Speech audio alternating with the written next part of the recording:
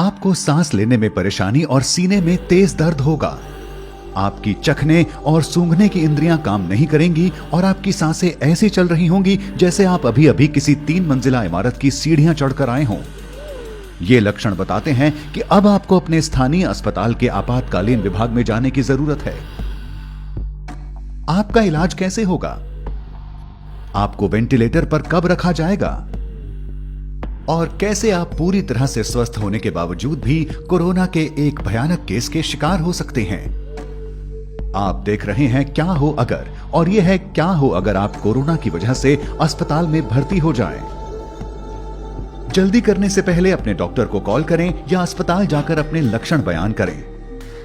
आपको ऐसा इसलिए कर लेना चाहिए क्योंकि यह भी हो सकता है कि आपके स्थानीय आपातकालीन विभाग में ज्यादा लोगों के लिए बेड की सुविधा ना हो और आपको दूसरे अस्पताल में ले जाए जाने की जरूरत हो सकती है।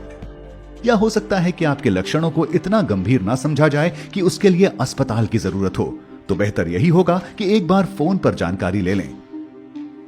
लेकिन एक बार भर्ती होने पर नर्स आपकी कोरोना की जांच करेंगी। ज्यादातर मरीजों के खून के नमूने लेने के बाद उनकी कई जांचें की जाएंगी।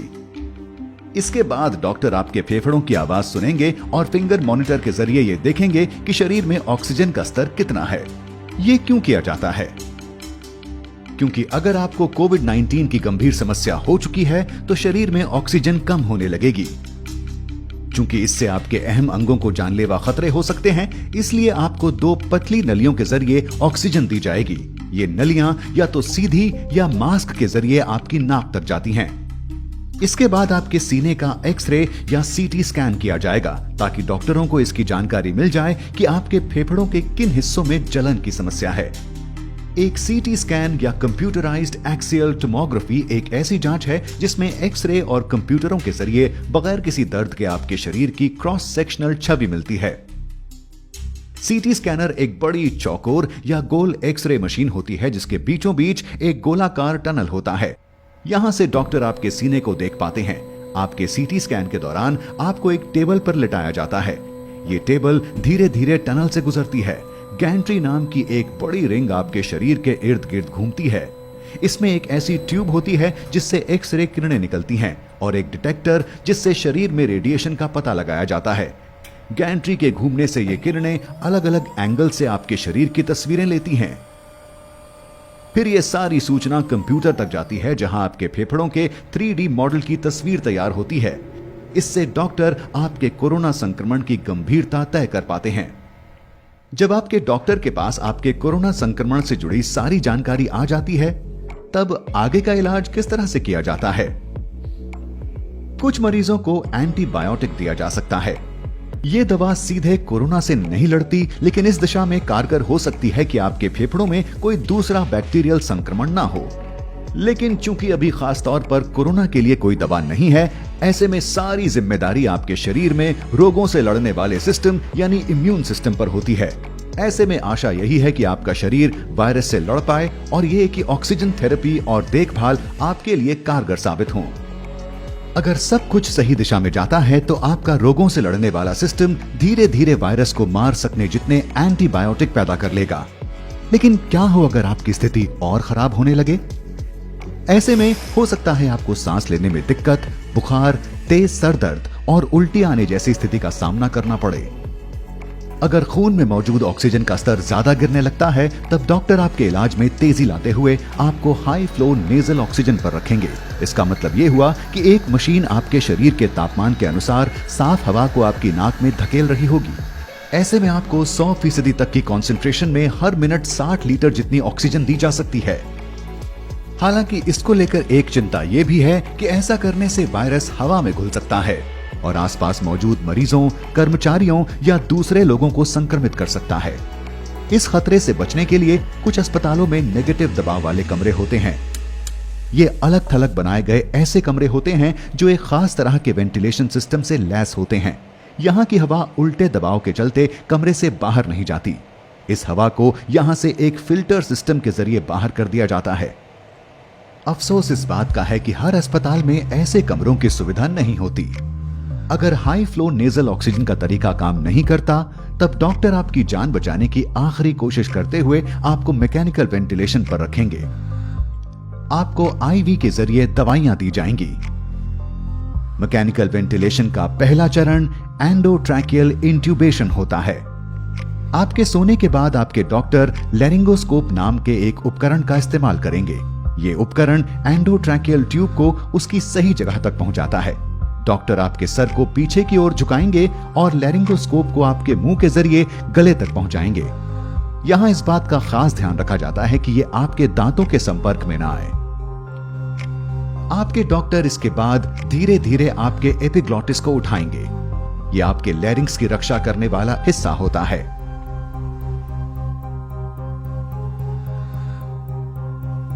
एक बार ये ट्यूब अपनी जगह पहुंच जाए, फिर डॉक्टर एक छोटा गुब्बारे जैसा आकार ट्यूब के इर्द गिर्द बना देंगे ताकि ये अपनी जगह से ना हिले। इसके बाद वो लैरिंगोस्कोप को हटाएंगे और ट्यूब को आपके मुंह के कोने में चिपका देंगे। आपके डॉक्टर ये ध्यान रखेंगे कि ये ट्यूब ठीक तरह से आपकी सांस की नली के निचले हिस्से में लगी हुई हो।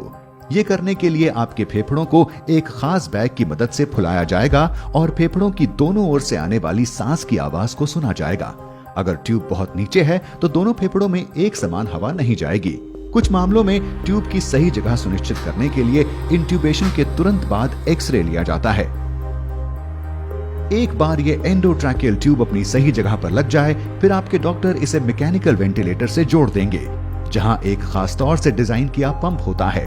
इस पंप के जरिए आप ऑक्सीजन की भरपूर मात्रा वाली हवा अपने फेफड़ों में लेते हैं और कार्बन डाइऑक्साइड को छोड़ पाते हैं। शरीर में ऑक्सीजन और कार्बन डाइऑक्साइड के स्तर पर नजर रखी जाती है ताकि यह सुनिश्चित किया जा सके कि वेंटिलेटर ठीक तरह से काम कर रहा है। तो अब आप सो रहे हैं और एक मशीन आपकी सांसों का ख्याल रख रही है। इस पड़ाव पर आपके बच पाने की कितनी संभावना है? बदकिस्मती से US agency for international developments emerging pandemic threat program के पूर्व हेड और संक्रमित बीमारियों के जानकार डॉक्टर डेनिस कैरल का मानना है कि वेंटिलेटर पर पहुंचे कुल कोरोना मरीजों में से केवल 1/3 ही जिंदा बचे रह पाते हैं। वेंटिलेटर का ज्यादा लंबे वक्त तक इस्तेमाल भी एक मरीज के लिए घातक साबित होता है।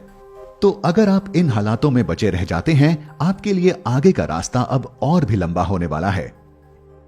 इस बीमारी के फैलने के शुरुआती दिनों में कुछ अस्पतालों ने शुरुआती इलाज के दौरान ही मरीजों को वेंटिलेटर पर रखा था। इसके पीछे की वजह यह भी थी कि ऐसे इलाज से वायरस को हवा में फैलने से रोका जा सकता है। अब जब शोध के लिए कोरोना के कई मामले हमारे सामने हैं, स्वास्थ्य जानकारों की कोशिश है कि वो अलग अलग तरह की सांस संबंधी दिक्कतों के लिए दिशा निर्देश जारी कर पाएं और ये बता पाएं कि किन मामलों में वेंटिलेटर का इस्तेमाल किया जाना है। इनमें कुछ ऐसे निर्देश शामिल हैं, जैसे मरीज को पेट के बल लिटाना, इसे प्रोन पोजिशनिंग कहा जाता है। माना जा रहा है कि इससे फेफड़ों तक पहुंचने वाली ऑक्सीजन की मात्रा को बढ़ाया जा सकता है। तो ये सब जानने के बाद क्या वजह है कि ये वायरस कुछ लोगों में केवल एक छोटी सी बीमारी बनता है, लेकिन कुछ लोगों के स्वस्थ होने के बावजूद ये उनकी मौत की वजह तक बन जाता है? ऐसे मामलों के लिए ये कहा जा सकता है कि बड़ा नुकसान रोगों से लड़ने वाले सिस्टम के कमजोर होने से होता है, न कि खुद वायरस से। सीधे शब्दों में, जब आपके शरीर के किसी सेल को किसी बाहरी खतरे या वायरस का अंदेशा होता है, तो वो सबसे पहले खुद को खत्म कर लेता है। ऐसा इसलिए कि वो बाकी सेलों तक ये संक्रमण पहुंचने से रोक पाए और आपकी रक्षा कर सके। ऐसा इसलिए हो पाता है कि आपके इम्यून सिस्टम के सेल यानी मैक्रोफेजेस सिग्नल देने वाला एक छोटा प्रोटीन छोड़ते हैं जिसे साइटोकाइन कहा जाता है। इनमें से कई प्रोटीन सेल के मरने के पीछे की वजह होते हैं। जब कई सेलों में एक साथ ऐसा हो रहा होता है तो इससे टिश्यू का काफी नुकसान हो सकता है। स्वास्थ्य जानकार इस प्रक्रिया को साइटोकाइन स्टॉर्म कहते हैं। कोविड-19 होने पर नुकसान फेफड़ों के टिश्यू का होता है। इससे फेफड़ों की छोटी थैलियों की दीवारें एक तरह का तरल छोड़ने लगती हैं, जिससे निमोनिया होता है और खून में ऑक्सीजन की कमी होने लगती है। आपके ज्यादातर सेल साइटोकाइन के बेरोक स्तर के चलते दम तोड़ने लगते हैं। ये आपके फेफड़ों का तब तक नुकसान करता है जब तक वो ऐसी स्थिति में ना पहुंच जाएं जहां से सुधार मुश्किल है। आपका शरीर अब खुद का ही नुकसान कर रहा होगा। साइटोकाइन स्टॉर्म कोरोना के गंभीर मामलों के मरीजों में एक आम बात हो चुके हैं और कई मामलों में लोगों की मौत के पीछे की वजह भी यही है। आप में ये साइटोकाइन स्टॉर्म होगा या नहीं, ये काफी हद तक आपके जीन्स पर भी निर्भर होता है। H1N1 फ्लू वायरस के मरीजों में ये पाया गया है कि जिनमें ये साइटोकाइन स्टॉर्म आया वो काफी हद तक जेनेटिक कारणों से था। अब ये काफी हद तक संभव है कि बढ़ती उम्र के साथ ये जेनेटिक इम्यून विकार आप में भी विकसित हो जाएं। लेकिन ऐसी भी संभावना है कि आपके जीन्स में पहले से ही कुछ ऐसा हो जिससे आप कोरोना वायरस से संक्रमित होकर तुरंत साइटोकाइन स्टॉर्म की समस्या से घिर जाएं। यहाँ ये समझना जरूरी है कि साइटोकाइन स्टॉर्म की पूरी तस्वीर अभी हमारे सामने नहीं है और स्वास्थ्य समुदाय को इस बीमारी के सारे पड़ावों को समझने में अभी लंबा वक्त लगेगा। कई जानकारियों की दूसरे संस्थानों के जरिए पुष्टि होना अभी बाकी है।